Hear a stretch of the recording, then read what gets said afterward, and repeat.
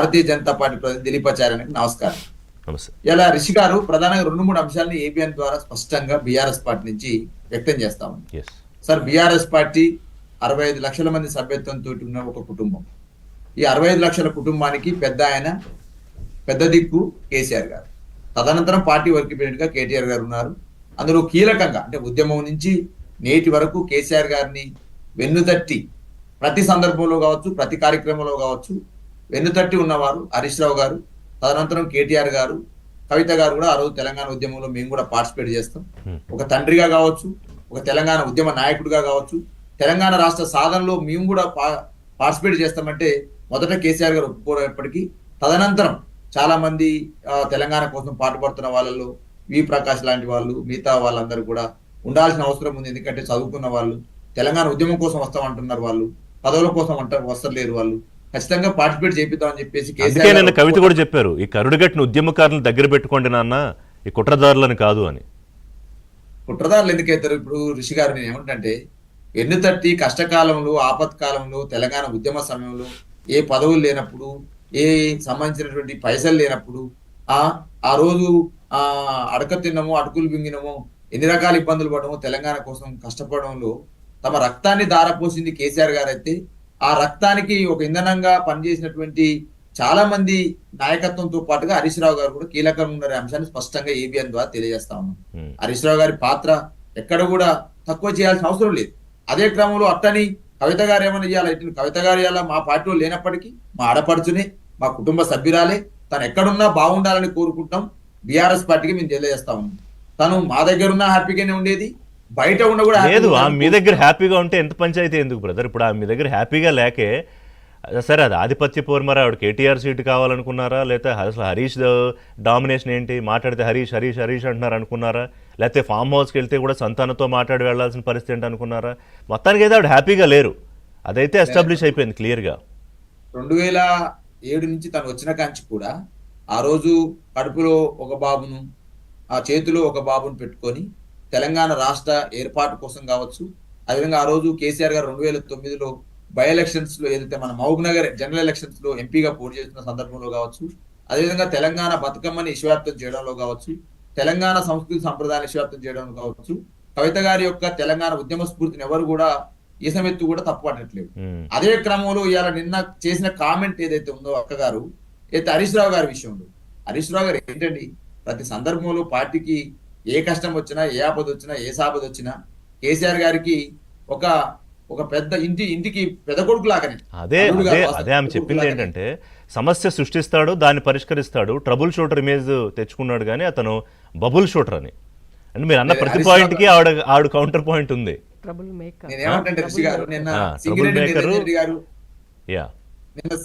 నిరంజన్ రెడ్డి గారు press meet పెట్టినారు. ఇలా ఎవరైనా ఇప్పుడు మా పార్టీ సంబంధించినటువంటి 25 సంవత్సరాలు ఒక ప్రాంతీయ పార్టీ టీడీపీ తర్వాతకి ఈ దేశంలో, ఈ రాష్ట్రం తెలుగు రాష్ట్రాల్లో టీడీపీ తర్వాతకి మిగతా జాతీయ పార్టీ కాదని 20 సంవత్సరాలుగా వెలుగొంతున్న పార్టీ, ప్రజల కోసం పనిచేస్తున్న పార్టీ బీఆర్ఎస్, నాట్ టీఆర్ఎస్. అది కాదు, ఇవన్నీ ఓకే, నాకు ఒకటి చెప్పండి. కాదు, ఇవాళ రామన్న నాన్న నేను, మరి హరీష్ రావు కుటుంబంలో వ్యక్తి కాదా? ఇన్నాళ్ళు లేడా? సడన్ గా హరీష్ రావు అంత విలన్ ఎందుకు అయిపోయాడు, అంత అవినీతి అనకొండ ఎందుకు అయిపోయాడు? 1000 కోట్లు దోచేసి ఆ డబ్బుతో ఎమ్మెల్యేలను కొనేసి పార్టీని విచ్ఛిన్నం చేసి అధికారంలోకి వద్దామన్నంత స్కెచ్ చేసుకుంటుంటే కేసీఆర్ గారు మౌనమునిలాగా ఇదంతా చూస్తూ కూర్చున్నాడు ఆయన. రిషి గారు ఏమంటున్న 2-3 అంశాలు నన్ను మాట్లాడియండి. నేను అంటున్నది 2-3 అంశాలు స్పష్టంగా ఏబిఎన్ ద్వారా మీరు మళ్ళీ ఉద్యమం నాయకులు అంతా మనకు తెలిసిందే కదా, 20 ఏళ్ళుగా మనం చూస్తుంది. చెప్పాల్సిన అవసరం ఉంది. నేను ఏమంటే ప్రతి సందర్భంలో హరీష్ రావు గారు పార్టీ కోసం చేసిన సాక్రిఫికేషన్, హరీష్ రావు గారు పార్టీ కష్టకాలాలు ఉన్నప్పుడు మాట్లాడిన సందర్భం కావచ్చు, ఆదుకున్న సందర్భం కావచ్చు, అది ఉప ఎన్నికల్లో కావచ్చు, ఉద్యమ సమయంలో కావచ్చు, ప్రతి సందర్భంలో అది కేటీఆర్ గారు మా పార్టీ వరికిపోయినట్టుగా నిన్న వారు మాట్లాడిన తీరు ఏదైతే అసెంబ్లీలో ఒక్కడుగా 6 అడుగుల బుల్లెట్ గా తన మేధస్సునంతా కూడా రంగరించి తెలంగాణ రాష్ట్ర ఉద్యమ సమయంలో ఎట్లయితే చేసినారో, నేను అసెంబ్లీలో 33 సార్లు ఇంటర్వ్యూ చేసినప్పుడు కూడా తెలంగాణ రాష్ట్రం కోసం కేసీఆర్ గారు పడ్డ తపనేంటి, కాళేశ్వరం కోసం పార్టీ అప్రిషియేట్ యూ. మీరు అందరూ ఏంటంటే కేసీఆర్ గారు, కేటీఆర్ గారు, హరీష్ రావు గారు డైరెక్షన్ ట్రైనింగ్ లో ప్రసంగాలు చెప్తారు, అసలు పాయింట్ వదిలేసి మీరు దాని సార్, చుట్టూ సార్, తిప్పుతున్నారు. నా పాయింట్ మీరు ఏం ఏంటంటే కావాలనుకుంటున్నారు? అమెరికాకి కేటీఆర్ అమెరికాకి మీరు వెళ్లే ముందు రామన్న మీద వేసిన బాణాలు అంటే ఇప్పుడు తాజాగా అమెరికాకి వెళ్ళాం, వచ్చిన తర్వాత హరీష్ అన్న వైపు ఎందుకు తిరిగాయి అది చెప్పండి నాకు. సార్ ఇప్పుడు నేనేమంటే సార్ ఇప్పుడు హరీష్ రావు గారితోటి కవిత గారికి మరి గతంలో అదే హరీష్ రావు గారిని కవిత గారు నిజామాబాద్ ఎలక్షన్ సమయంలో పోడిన సందర్భాలు ఉన్నవి.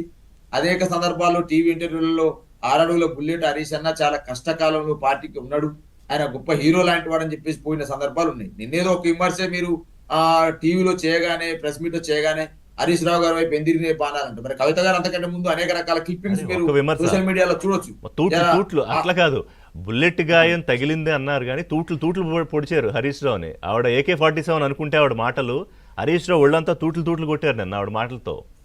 సార్ నమ్ముతారా సార్? నేను ఏమంటే ఓకే, కవిత గారి యొక్క ఏ వర్షన్ లో చెప్పారు, ఏ యాంగిల్ చెప్పినారు అంశం ఆ ప్రస్తుతం ఆ వ్యక్తిగతం అయితే, ఇలా బీఆర్ఎస్ పార్టీగా 65 లక్షల మంది సభ్యత్వం ఉన్నటువంటి ఈ పార్టీ కేసీఆర్ గారికి ఎన్నంటి ఉన్నటువంటి ఆ హరీష్ రావు లాంటి నాయకుడు చెప్తే ఇది చేసిరంటే నమ్ముతారా సార్? ఎవరు నమ్మరు సార్. అది ఇప్పుడు ఓకే రాజకీయంగా అది విమర్శ కావచ్చు, అది కవిత గారు ఏ సందర్భంలో చేసిరు ఎట్లా చేసిరు అనే దాన్ని అప్రస్తుతంగా ఉంచితే నేను ఏమంటే సార్ ఇవాళ నేను స్పష్టంగా ఏబిఎన్ ద్వారా చెప్తా ఉన్నాం.